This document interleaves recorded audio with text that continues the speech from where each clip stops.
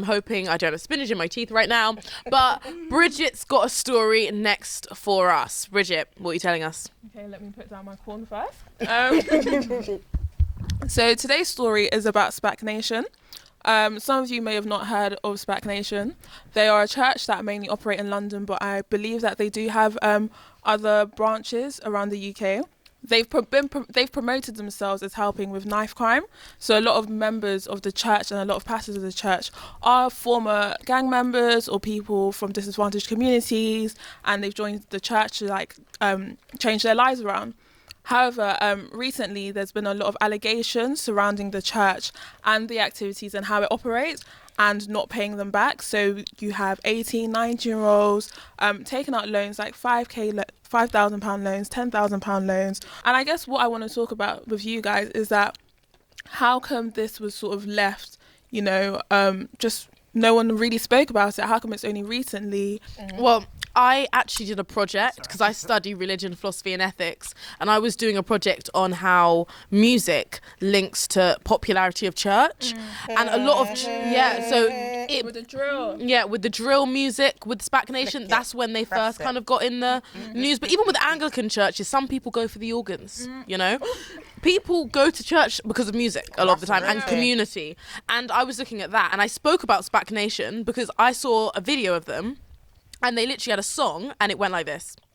Ballet and Bibles, so they had balaclavas and Bibles, and they're like, subject to the power of God, and something, faith revival. And I saw an auntie with like the headscarf, and they had guns and Bibles, and they had, and it honestly looked like some sort of drugs, and I literally was like, oh my goodness, that is a little bit dodgy. I'm a religion. SPAC Nation's a cult. I'm sorry. Straight to the point. Straight to the point, guys. Signed, sealed, delivered. And then and it got worse because on Instagram, I was just like on Instagram, just preying. Then it said sponsored post. SPAC Nation have a house, and they were having like house parties or something. They were literally like bro in the kitchen, and there was a group of them. They were all young people, and I was like, well, I study religion, guys, by the way, and it just wasn't that religious to me. The religion seemed to be missing in the equation. It's like they've slapped religion on, like the label of religion onto it, like to literally justify what they're doing. That's what I think, literally. This is not even relevant. Did you not see their promo video 2 years ago?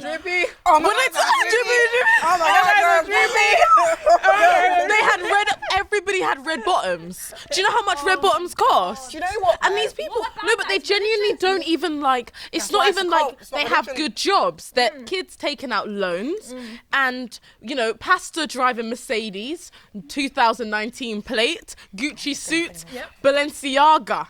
Balenciaga? It's not making sense. It's not adding up. It's not adding up. I'm doing 2 + 2 is making 5, right? It's not making sense. I'm not adding up. I want you to explain it to me, because 2 + 2 equals 5 at the moment. I'm over it. I just want to say something about SPAC Nation. Okay? I'm praying for all of you. That's all I'm going to say. I'm going to start with that. I'm praying for all of you. Because I personally think that, it's sad if we really look at it. Because, like what you're saying about how the people who are giving all their money, who are giving everything to SPAC Nation, are some of the most economically disadvantaged, socially disadvantaged. They're from broken homes, broken families, broken situations.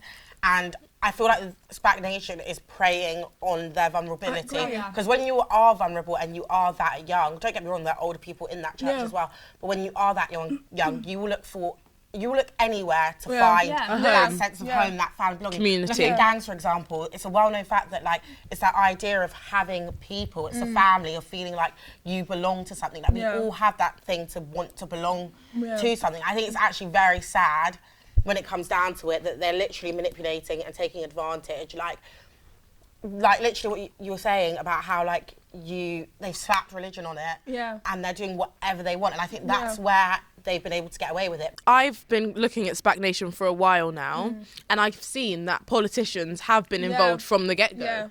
I can't even, they've been involved. However, when it came to the money laundering, that's when they're like, hold on, we're not involved. Yeah. But because SPAC Nation said, and they had the knives, they had proof that they were taking knives off the street. I think that's the tool they use, because they've been invited to Parliament numerous occasions. No, but I'm saying like intervening, like stopping things when things get bad. Look at the Catholic Church with everything that happened, the Magdalene launches and all of that kind of stuff. When things, like what you say, when things look bad, they don't intervene. But when things look all good, like knife crime, and they're fighting knives, they're taking people off the street, promote it. They promote it because it makes themselves look better. Like it makes the government look good. I think what has basically spiraled this out of control is that one of the members of SPAC Nation recently ran for a seat for one of the Croydon councils, and that brought the church under greater scrutiny. So we're from Croydon, shout out. I'm joking. Shout out Croydon. So like people, they're really from Surrey. No, we're from Croydon. No, we're from Croydon.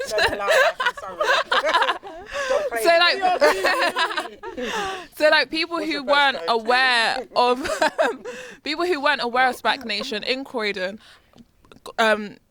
knew about it through the fact that one of the councillors was running, and it created a whole controversy within the politics in Croydon, because the allegation of how they went about their tactics for the election were intimidating the Croydon Labour, allegedly. Are you licking the sauce from the bowl? No, it got on my fingers. What you did, your finger, and I That was a chip. I was like, say swear. Now people kick off. Anyway, back to what you're saying. Sorry. Brought more recognition. So not for the fact of what the church was doing, it was the fact of how they went about campaigning. As a young Croydonian, I've known about this for a while, but when I speak, no, honestly, but it's just one of those things where you gotta know the complete facts, and now the facts have been unveiled. We can now talk about it. I've been hearing a lot of dodgy stuff about this church, but they're not the only church I hear dodgy stuff about. So at the end of the day, and that is team. We're coming for you next. You have a church. Who's next? Don't think that because SPAC has a spotlight, you guys can carry on. We're coming for you next. Don't worry. Your time will come. Investigate SPAC Nation. Oh my God, should we do it? NSTV goes to SPAC Nation. Pastor Toby, we're here. I want some of that Balenciaga money. I want to drip to uni as well. You know? They even have 2 SPAC Nation houses, please. Guys, I was watching the music videos. I was even getting lit. I was like, hey, yeah, I was getting lit from my room. I have a question about the SPAC Nation thing.